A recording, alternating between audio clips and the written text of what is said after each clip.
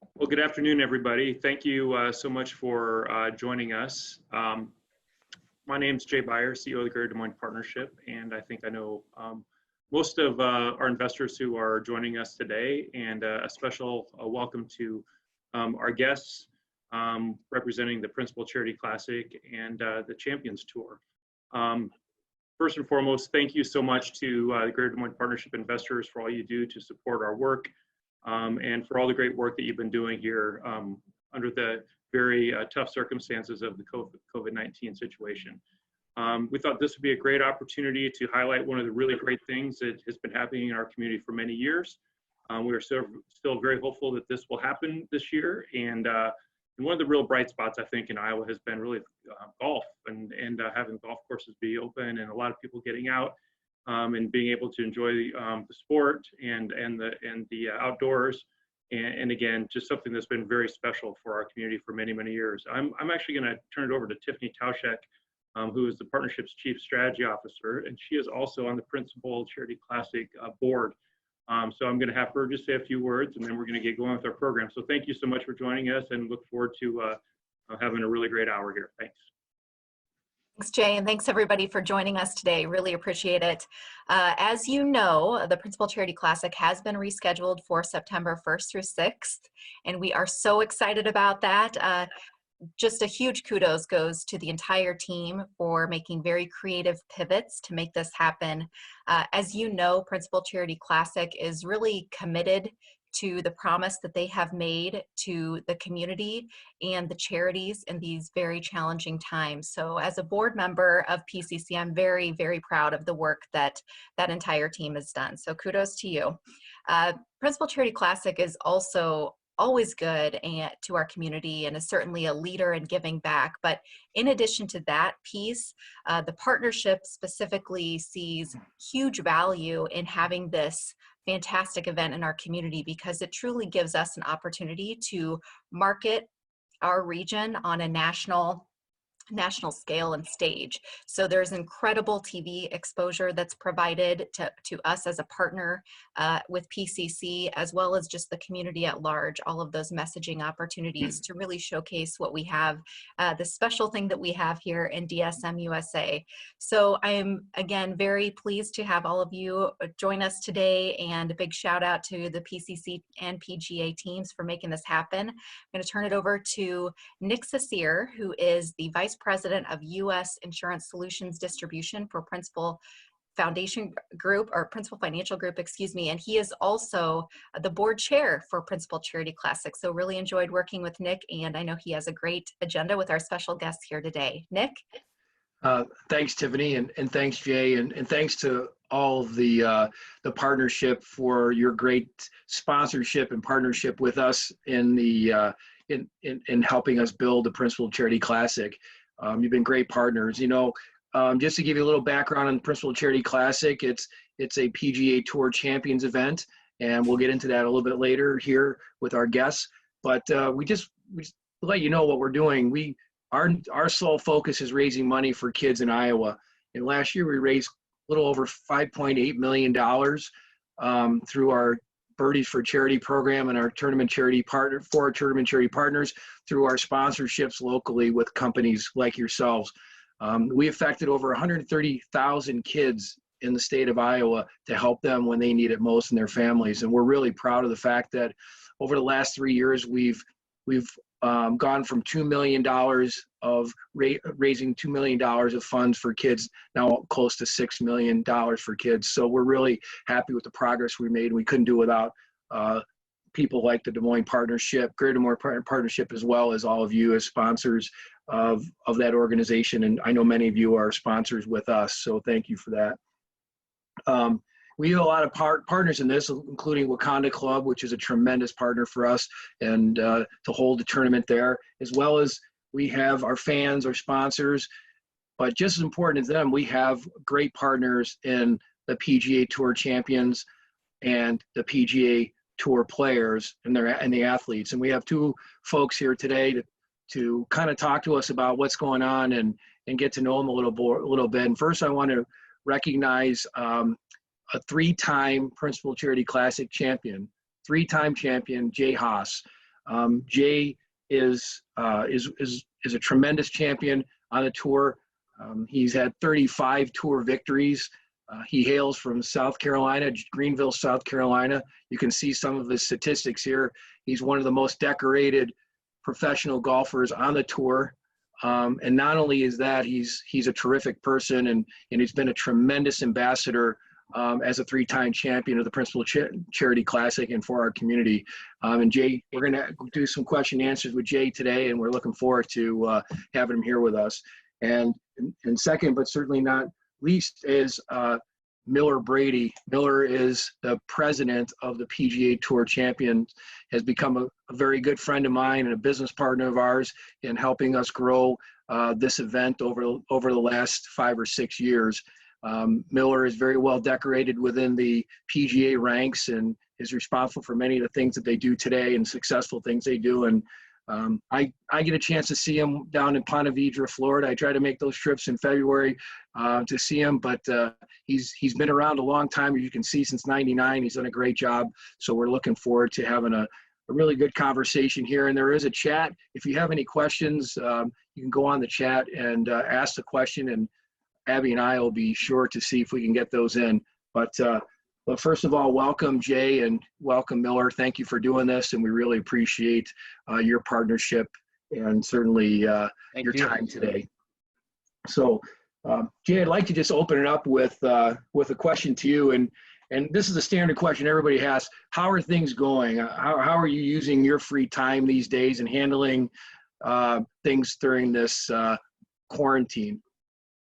Well, we're very fortunate in the fact that our job is outside in a big playing field, and so we can practice social distancing and stay as safe as possible. So I have been trying to get out and trying to stay sharp as I can for when we do finally get back at it. I've been practicing on the course, on the driving range, things like that, and just trying to stay as current as possible, but at the same time trying to stay as safe as possible. Jan's been to the store and back, but we haven't been socializing very much, which has been kind of difficult for us because we have 10 grandkids and they're all within 15 or 20 minutes of the house. So we want to get our hands on those kids, but FaceTime has been a good thing. Well, that's good. I know that, and you are a golf family. Your sons are professional golfers and your family, I'm sure. So, have you been able to connect with them in terms of not only family, but sharing some tips around the golf side of things? Yeah, we have played. I've played a little bit with Bill. He's in the same boat as me. They're going to get started a little bit sooner than the PGA Tour Champions will. And he has a spot in the Heritage Tournament, which will be, I guess, the second of their first 4 events. So I think he's really looking forward to that. And it's in our home state here of South Carolina. And so we've been trying to practice a little bit and stay as sharp as possible. And I told him early on when this thing we were first locked down, I said, I don't know how long this is going to last, but you have to be ready when the time comes. You can't just sit back and start practicing a week before. You got to be ready to go and hit the ground running. So I think he's been doing the same and trying to stay as sharp as possible. You can't simulate game conditions and playing in a golf tournament when you got a scorecard in your back pocket, but you can certainly stay as loose and as limber as possible. And I think we're both trying to do the same thing. Jay Jr. Teaches golf, and his teaching has been hurt by that a little bit. Just a lot of people are staying away. But overall, we've been fortunate to get out as much as possible. Well, and Bill certainly has a great playing partner in you, and certainly will challenge him and challenge each other. So hopefully coming out of the blocks here, you both will be in almost game-ready shape, considering who you're playing with. It's not like you're playing with some guy over at the club. You're playing with, two champions. So that's right. Great. We don't keep score very much anymore. I've given him the title of in the family anymore. So he keeps saying that I am, but I know better. But it's a good test. He's about 30, 40, 50 yards in front of me every time. So it's a challenge for me to stay somewhat relative in his group. Oh, yeah, I hear you, but you've got a lot of street credibility here too. So, thank you for that. And Miller, I'd like to just transition to you. And first of all, and how are you and the folks at the PGA Tour handling these unprecedented times? I mean, you're doing what all the other sports leagues are doing with postponing and canceling and trying to go through rescheduling. So, give us an indication of what's happening in your world. Yeah, thank you. First of all, thanks for having us join today. This is obviously very useful for the city of Des Moines and the Principal Charity Classic. So I just wanted to recognize that. It's certainly been trying times. We've been home, working from home for 8 weeks now. Our entire staff, the entire PGA Tour organization, and the key there then is communication, staying in contact with really all of our constituents, which is our staff.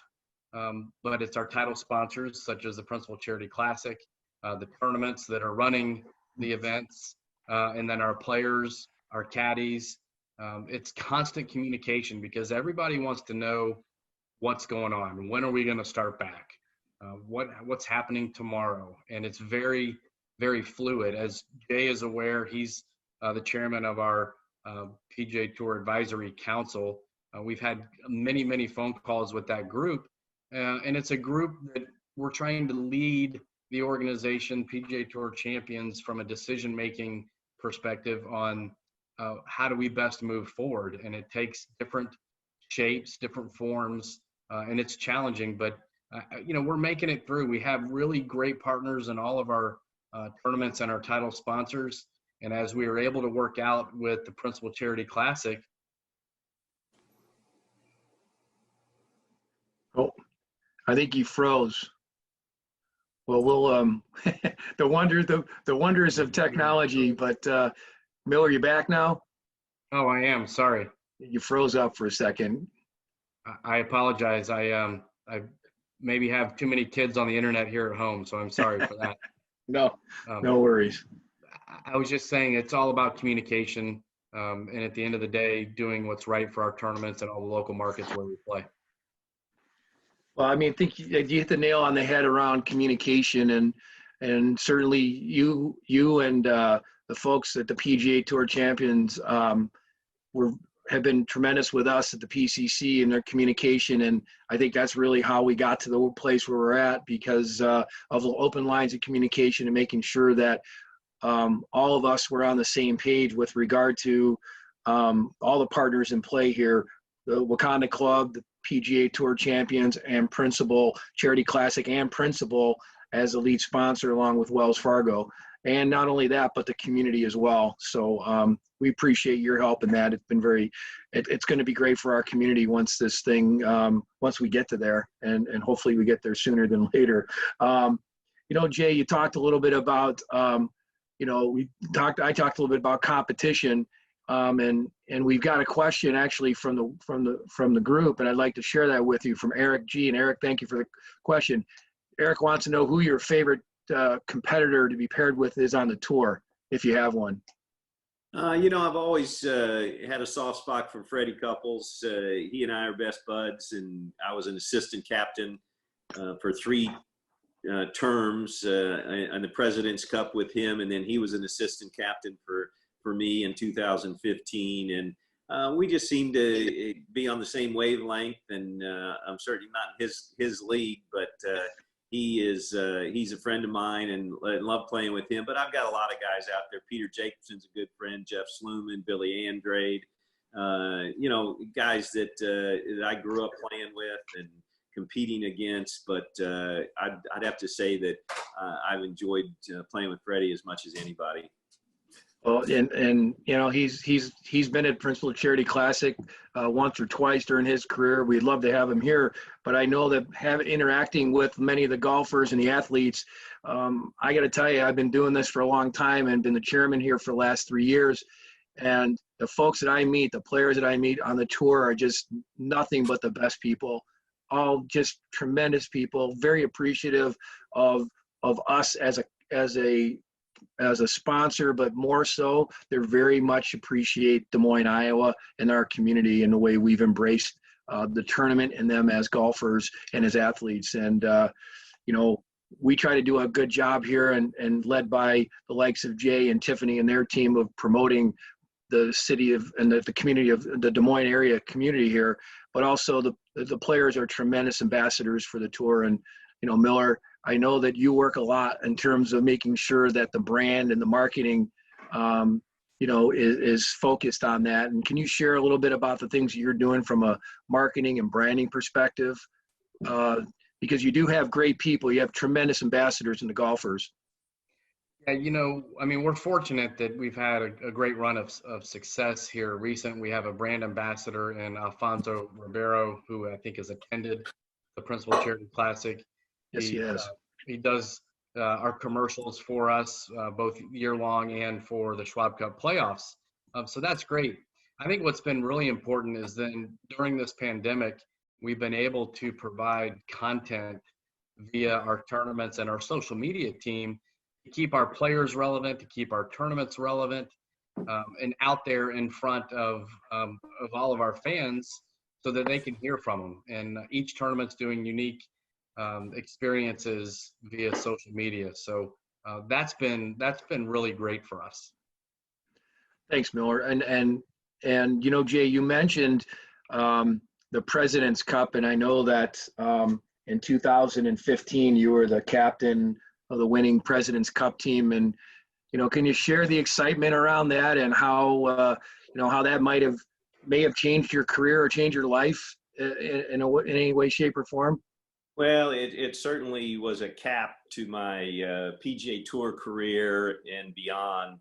There's no thing quite like that, leading the 12 best American players at the time.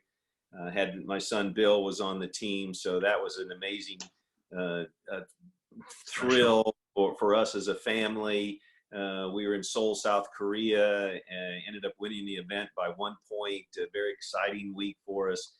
And it just to be in that small group of people that are chosen to lead that team was an amazing thrill for me, something I'll never forget, and probably in the top 2 or 3 weeks of my golfing career. It's just hard to describe. And Bill coming down the stretch there, getting the final point to win, and seeing the team hug him on the green there and everything. It was something that I still get chills about it. I couldn't hardly talk after that was over. I was so choked up by the whole situation. But great memories, and thankful to be included in that group. Well, Jay, I can imagine the excitement and the nervousness and anxiety. And that point, not only is it's a President's Cup, but it's also your son making that putt. I know as a dad of 2 college athletes, I would have been sweating through every piece of clothing I had and then some. Yeah, it's as any parent could envision when you see your son or daughter doing something on a grand stage and doing it well, and knowing how much it means to them. It's hard to describe, really. There's the pride that we feel. When my kids used to come home with a gold star, and when they're in kindergarten, it was a charge. But yep. It just quite a thrilling week for me. And anytime you see the kids and grandkids, now we got 10. It's just it's fun to see them smile and light up a room and be a part of their lives. Well, that's fantastic, and what a way to win it in that fashion, and certainly represented our great country in a tremendous fashion. Jay, I've got a question here from Suku Radia, and Suku is on our board in the PCC. He's done a magnificent job for us in helping us grow this tournament. And good afternoon, Suku. His question is a statement and a question. So Suku is asking you, Jay, first, thank you for attending our event every year. And I echo that. You've been a great ambassador for us, for sure. What is so great about the PCC that keeps you coming back other than Jimmy Jenkins? You know, there's so many things that I love about coming to Des Moines. The people there are so friendly, so welcoming to all of us. You know, I grew up near St. Louis, Missouri, and I kind of get that Midwestern vibe when I'm there. Obviously, had some great success there at the event since I started coming. You know, Jimmy lives in West Des Moines. We go to dinner. Suku's right down the road. It's just the whole package there. It has a great feeling to me when I come there. I feel like I'm coming home in a sense, and I've loved Wakanda as well. I think that, you know, the fans, the people of Des Moines, West Des Moines, they just make us feel like they want us there, and they show that. You know, I'm looking at a picture on the screen here of the wonderful setting behind the 17th hole with all the skyboxes, and the 18th hole. I mean, it just has a good feel to it, and I think all the players feel that same way. It's just the people want us there, and I think we want to come there. Well, and that's great. And I will tell you, this community cherishes this event, and certainly is one of the highlights of our year as a community, being able to host this event. And you know, our team, Bruno event team, which is our tournament management team with Gene Hallman and Doug Habgood, Charlie Smith, and that group, they do a fantastic job of setting the place up to be fan friendly and to get people in the door and make their experience something that they keep coming back. And again, I would agree with you. Our partnership and our friends at Wakanda, they do a fantastic job getting that course ready, and it's certainly a great course to play. And their membership has been fantastic for us. And Miller, when you look at this, so when you look at Des Moines as a community from the tour perspective, what do you guys see, and what is it about Des Moines that intrigues you to continue a tournament here? Well, Jay hit on so many of the great points. I mean, when you look at the community, the level of support from the community, it's become a can't miss event in Des Moines, and that makes it bigger than just a golf tournament, which is exactly what we want it to be. We want it to be a party, a can't miss event. And then when you think about the charity impact, over $5 million annually, the number of kids that are impacted, like you mentioned previously, those are the ingredients that make these tournaments so special, not only for our players, but for our organization as a tour, and then the title sponsors and the communities where we play, because at the end of the day, it's all about the charity and the economic impact. And that's what's really, really so great about Des Moines. Right.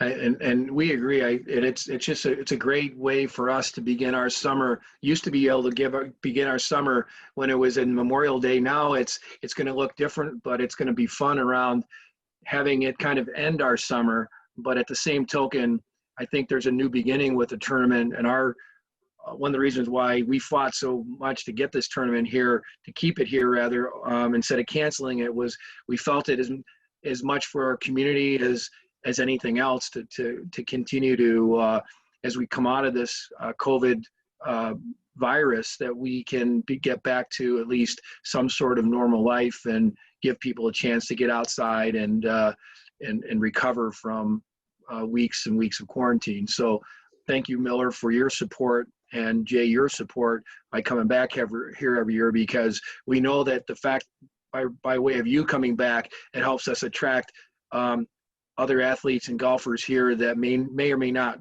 decide to come. And we appreciate your credibility with showing up here and playing and being involved, because that helps us attract other golfers here. So we have another question from the group. It's from Nick Callison. It's to Jay. Jay, thank you so much for joining us today and every year. In your long, successful career, what do you feel is your biggest accomplishment? Great question, Nick. Thank you.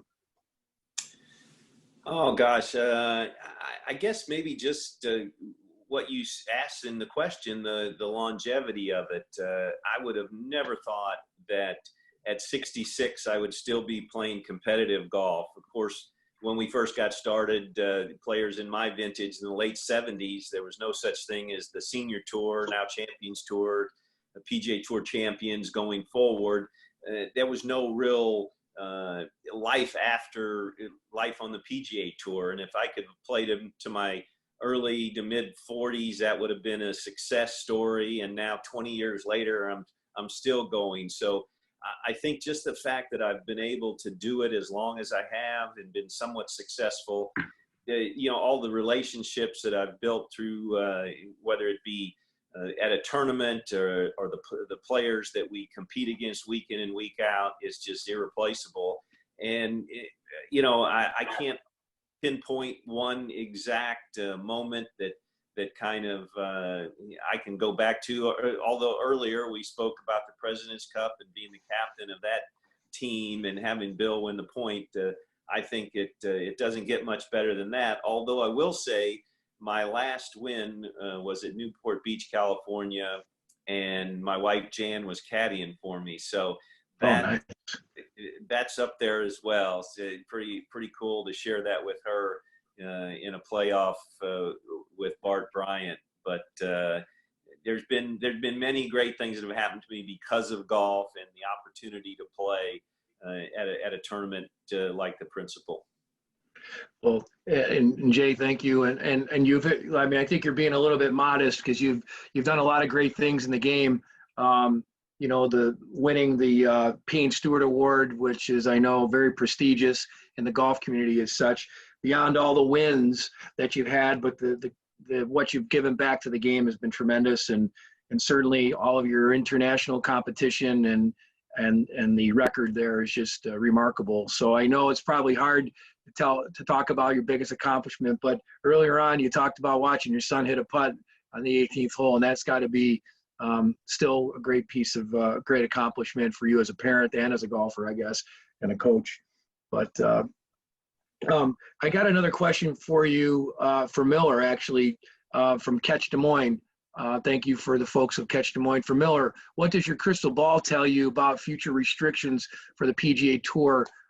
For example, social distancing, number of fans attending, skybox usage, and the such. Yeah, that's a great question.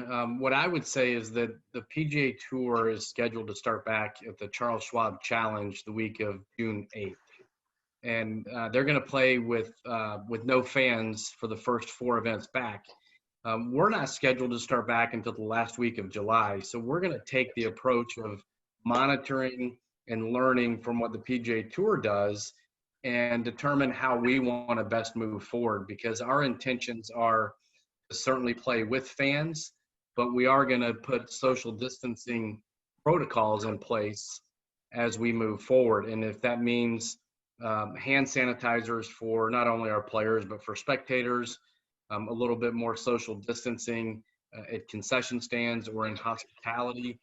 We're working through that. We're working through it with all of our tournaments on a regular basis right now. And I mentioned earlier, it's all about communication, but it's communicating that plan so that we can move forward under the safest guidelines possible. And Miller, I know that's been a big concern, and everywhere, every step of life today is around concern about health, and it'll be interesting to see how it works out. I mean, I can tell you from our perspective, Principal Charity Classic, we're looking at a different setup than we've had in the past, and making sure that first and foremost our golfers and employees and staff and volunteers and fans and everybody is safe. And I know it's a big job. It's not easy, and there's a lot of logistics with it. So so tell me a little bit about what kind of plans you guys have in place. Is each tournament different, or are they looking for different things, or are you going to kind of look at a standard model moving forward? Yeah, look, I would say there's not a standard model because every tournament is different, and the footprint of their golf course is a little different. Some are larger than others and allows us to do things a little differently. Some have more spectators than others. And so we're taking the approach that every event's different, and we're working with that title sponsor and that host organization to understand what their needs are. Similar to what we're doing with you and your team, Doug Habgood, and making sure that we're doing the right thing and the best thing for that event and that community. Mm-hmm. Well, and it's going to be a little bit different each place between the sponsor, the golf course, the logistics of everything will be different. But we certainly appreciate all you're doing. And speaking of that, Jay, when you look at your schedule coming up, I know it's kind of compacted now with some tournaments back to back to back. What does your schedule look like for the balance of this year? He's And playing 13 in a row. I want to play, and I think everybody's going to be in that same boat. I think, Miller and I talked along with a lot of the other PAC members and the board members, and talking about, when tournaments wanted to back their date up a little bit, and then we have 10 in a row on the schedule. But the fact is, the guys are eager to play. Who knows what's going to happen going forward with some of the events, whether or not they'll be able to go forward with their tournament. But I think the guys will be certainly ready to play. And let's face it, it's just golf. We're not running a marathon every week. So I think the attendance, I think, will be good. There probably won't be as many guys playing 10 in a row if they would have 10 tournaments stretched out through 14 or 15 weeks. But I think you'll be surprised. I think the guys will be eager to play and ready to go. I will be. Great.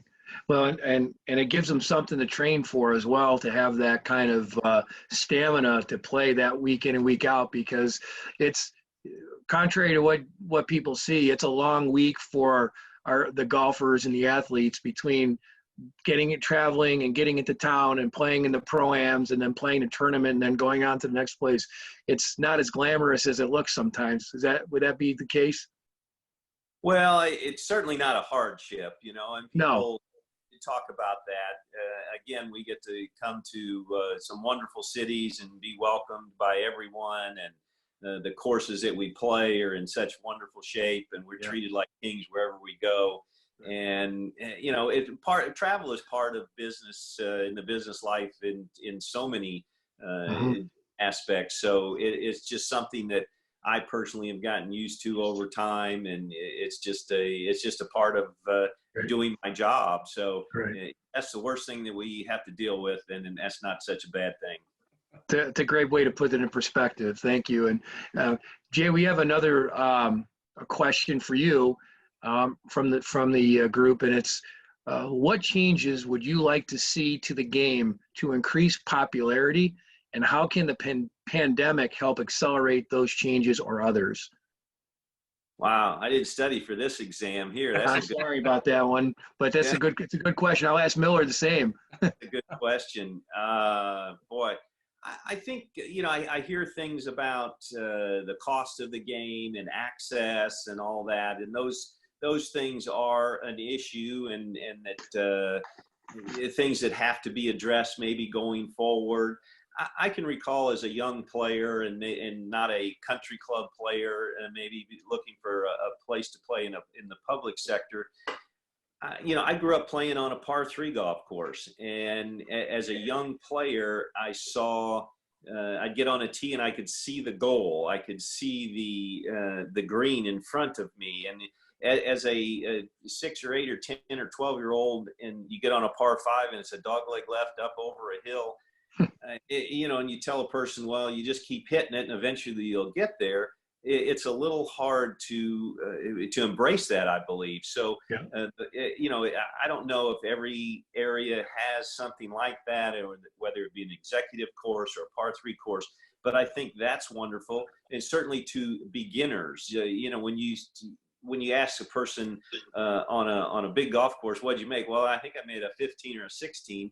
If it's a par 3 course, you can make a 4, 5, 6, something like that, and feel like you're accomplishing something. So as far as that goes, I think that that's something that maybe should become a little more popular. And you could do that at any golf course. You could set it up, the holes be only 150 to 175 yards, 100 yards on every hole, maybe once a week, do something like that, just to make the game a little more fun initially for the beginner. Well, No, and that's great. I'd love to get on those courses with 100 yards.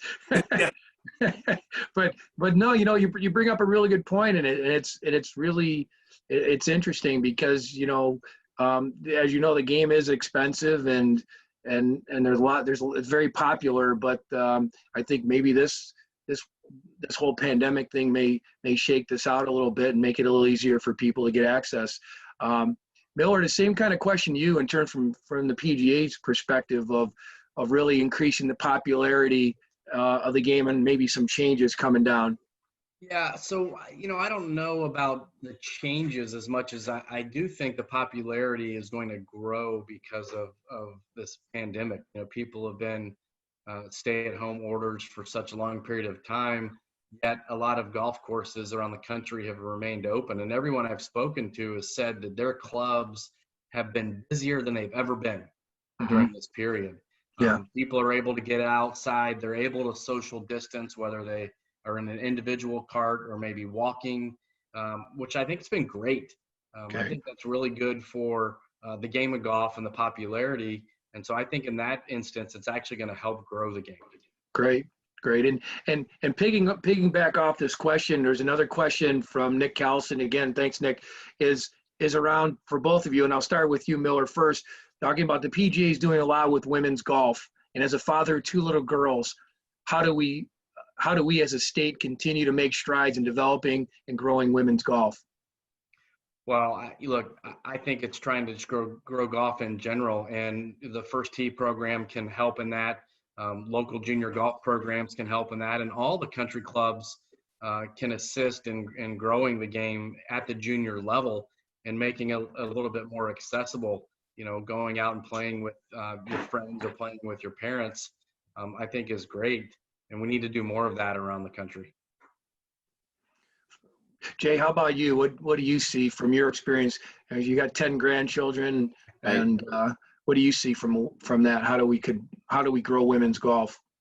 All you can do is present the opportunity to either a young girl or boy. You just it's hard to force anyone to do anything like that. But what Miller said, when you're going out with your parents, grandparents, whatever it might be, I do think that if I can backtrack a little bit, as Miller said, the courses have been extremely busy, and certainly here at Thornblade, I live on the golf course here, which is the host site of the BMW tournament on the Corn Ferry Tour.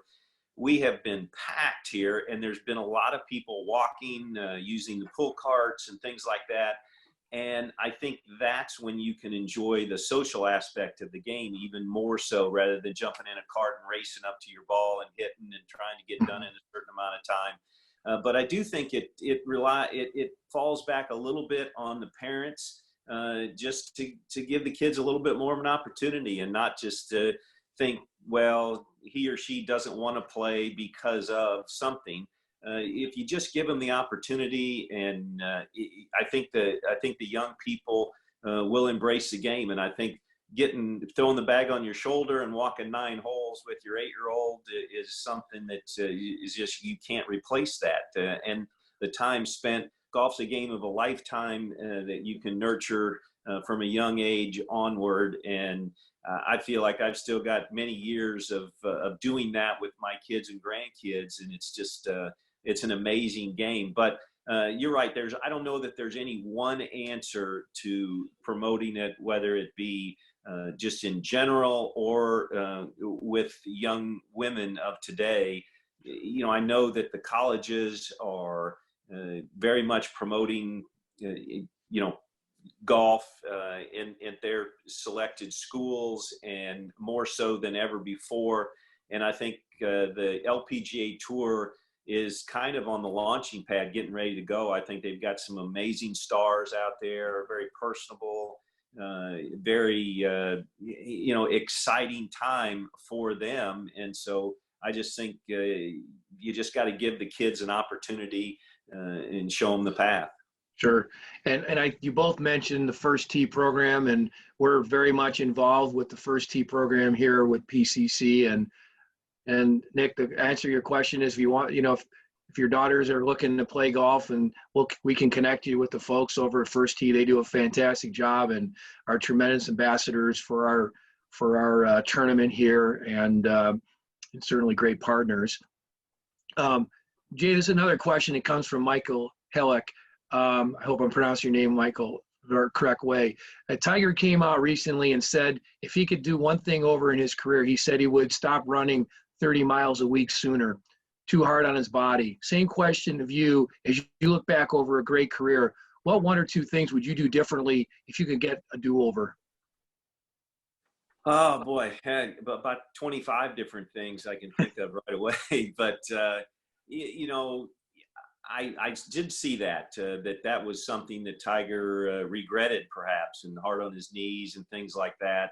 I think that I've never been one that I wasn't a huge gym rat, weightlifter. In my vintage, that was frowned upon. You wanted to be have long, supple muscles and all this. You wouldn't want to be built up. And Gary Player was one of the few people, even before me, who had anything to do with exercise, and it was more about keeping your touch and things like that. And we certainly know that that's been proven wrong. That you look at Tiger and Brooks and all the great players of today, they're in the gym constantly. But I do think that you can do too much, and I was never one of those guys to do more than I had to. But I probably, if I can answer a question in a way that I would have probably been mindful of my fitness more than I was. I was never a big runner or anything like that. I like to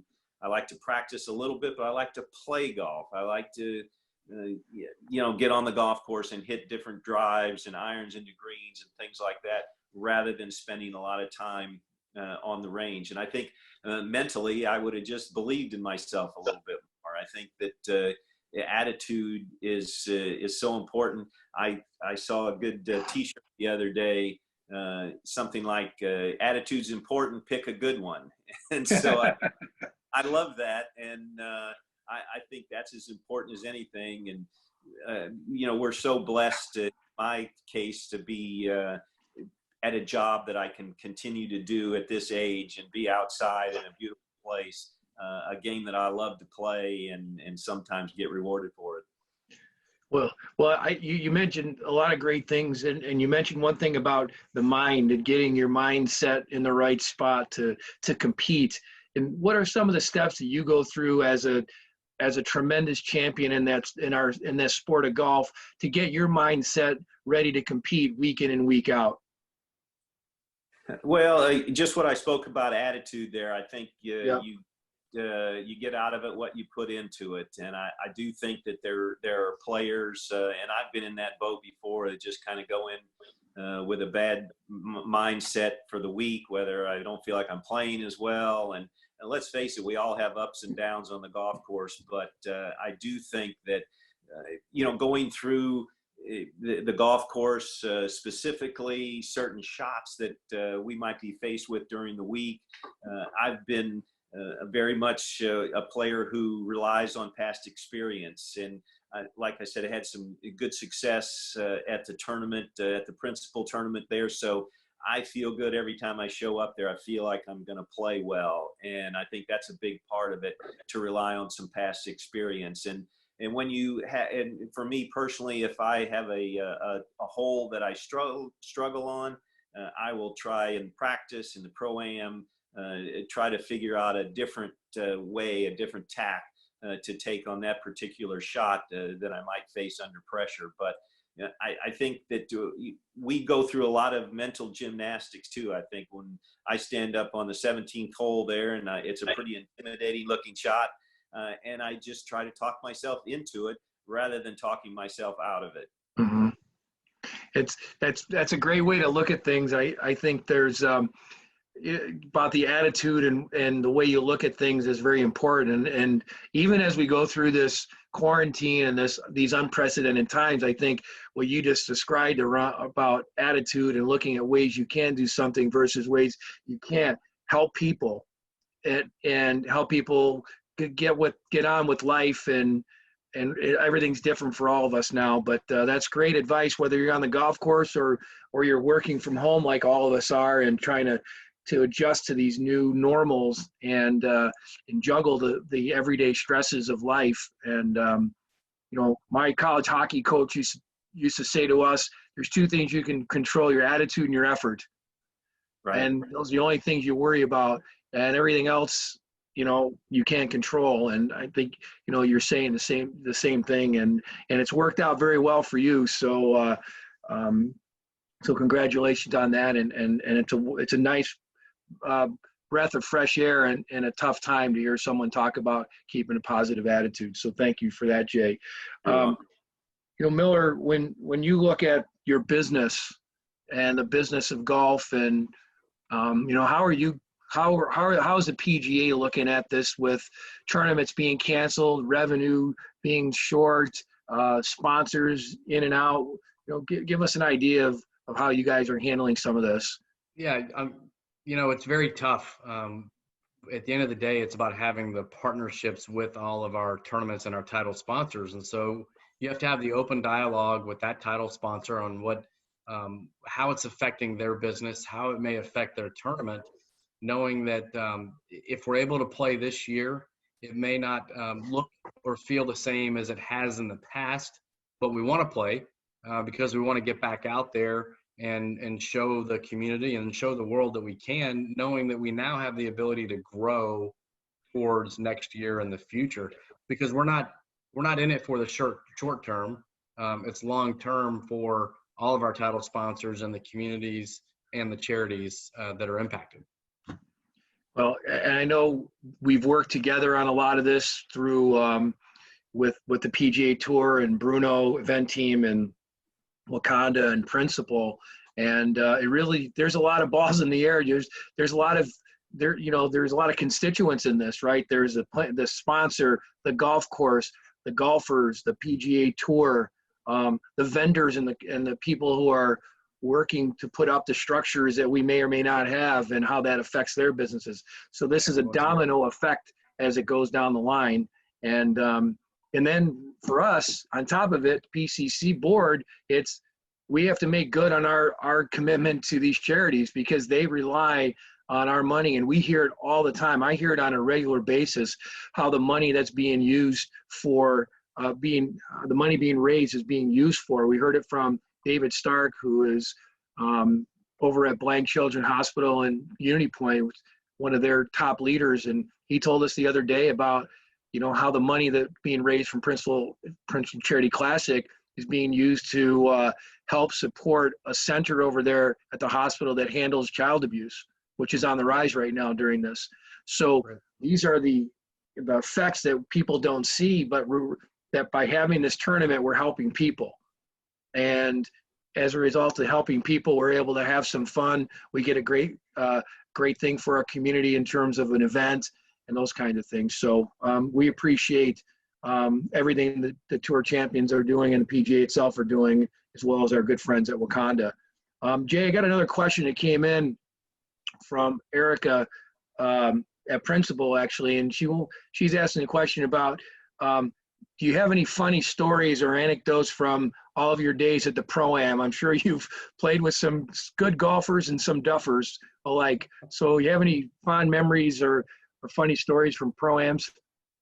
I've played hundreds of Pro-Am, maybe thousands of Pro-Ams, and we've seen it all. And people apologize, so I hope my game doesn't rub off on you or anything like that.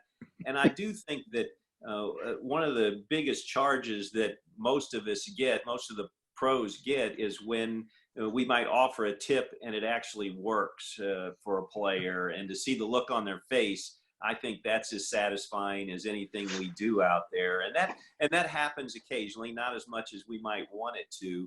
But I did play with a gentleman one time, and he was making 8s, 9s, 10s, 11s on every single hole. And we got to the last hole, and he hit it. He whiffed off the tee, and then he hit it in the water, and then he dropped, and he topped it, and he topped it, and he topped it, and he got it in the bunker, and then he ground his club in the bunker, and then he picked a loose impediment out of the bunker, and then he hit that about a foot, and then he got it on the green, and he made the putt. And I figured that, you know, legally within the rules, or probably was he made like a 14 or 15.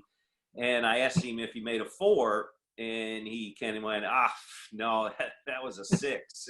And so I've heard that story quite a few times, and it gets a chuckle out of some of my friends. That's funny. I can imagine what you've seen along the lines there with all the pro-ams that you play. But I will tell you that those are so important for us in our tournament, and it helps us raise a lot of money here. And certainly the folks who play in it are just overjoyed with playing with folks like you. And again, there's a big difference, because the folks, the golfers that play in these pro-ams are so great. I get so many nice letters or emails about what a great experience I had in that pro-am, how great the pro was, how great their caddy was, right? I mean, those are important parts of this. So we thank you for that. I do think the PGA Tour Champions guys do a wonderful job in the pro-ams, and I think we realize it's the lifeblood of our tour. And frankly, from back in the 60s and 70s and early 80s and everything, it was so important to nurture those relationships, and it still is today. And I do think that with the experience that we have of doing that year after year, that the guys do a great job, and usually the amateurs have a wonderful time. Yeah, they certainly do. And I'll tell you, it's a highlight of their year. They're talking about all year long, and certainly it helps us sell this from you know, another year and renew these pro-am spots. So thank you for that. We have another question for you, Jay, from Suku again. Thank you, Suku. And he wants to know how it was playing with our good friend Barry Griswold, and he said, tell the truth. Well, you know, I was going to use Barry as an example when you ask about a pro-am part I might have had there. But, you know, pound for pound, Barry's probably one of the shortest hitters I've ever played with. He doesn't have his tremendous height to his advantage at all there. But what a wonderful man he is to play in any, if you're just going out to a casual round, Barry would be somebody you'd want to include. And along with Suku and Jimmy Jenkins, we could have a great foursome right there. But you know, Barry's probably one of the first guys I met with Principal, and yep. What a great friend of golf he has been. Well, the Barry Griswold and Lynn Horak and the likes of Suku and folks were the granddaddies of all this, and they were the grandfathers of the Principal Charity Classic presented by Wells Fargo when Allianz pulled out of this, and Barry and Lynn and Suku and others were all stepped up to the plate and kept this thing alive. And now look at it, it's a premier money-raising event for our community, and certainly a great opportunity for us to showcase what Des Moines has to offer to folks like yourself, Jay, and certainly you've been a tremendous ambassador. I think we're just about up on our time here, but I wanted to close with a couple of things, a couple of thank yous before I turn it over to Charlie Smith, who will close it. I want to say thank you to, obviously, Principal Charity Classic Board and all of our board members who have done a great job in helping us continue to grow this and grow our community at large and raise money for kids, as well as Principal Charity Classic itself, presented by Wells Fargo, because they've done a great job for us. And Principal Financial Group and the Principal Foundation, Dan Houston and Manny McReynolds, who are on our board. Dan's our CEO, president, and chairman, who's been a huge supporter of this tournament, and our foundation as well. Our friends at Wakanda have done a great job, Bruno Event Team, and certainly, without exception, the Greater Des Moines Partnership. Jay, under your leadership, Tiffany, your leadership, and all the folks there. And Abby, thank you for putting this together. You guys have done a great job. Miller, thank you so much for your time and your partnership with us as an organization. And it's invaluable to us, and thank you for all that you do. And Jay, thank you so much for your time today And thank you for being a tremendous ambassador for the Principal Charity Classic. We couldn't ask for a better person to do that for us. Thank you. No, you're welcome. Glad to be here. And I'm going to turn it back over to Jay or Tiffany. Well, thanks so much, Nick. Thank you so much, Jay and Miller, for joining us today. This was tremendous, really interesting, really fun. I think something we've all been looking to for a while. So thank you for your leadership, and thank you for your longtime support of the Principal Charity Classic and the Greater Des Moines community. We really do appreciate it. And thank you so much to all of our great friends, the Principal Financial Group, and your leadership. Wells Fargo, again, as mentioned multiple times, thank you for your leadership. And also, I think it's really important too, and this was mentioned multiple times, but since 2007, $23 million has been donated to Iowa Children's Charities. I mean, that is an extraordinary number, right? We know that this event is just tremendous for tourism, for our friends at Catch Des Moines. This thing is incredibly important for us, for a quality of life offering for everybody who lives here.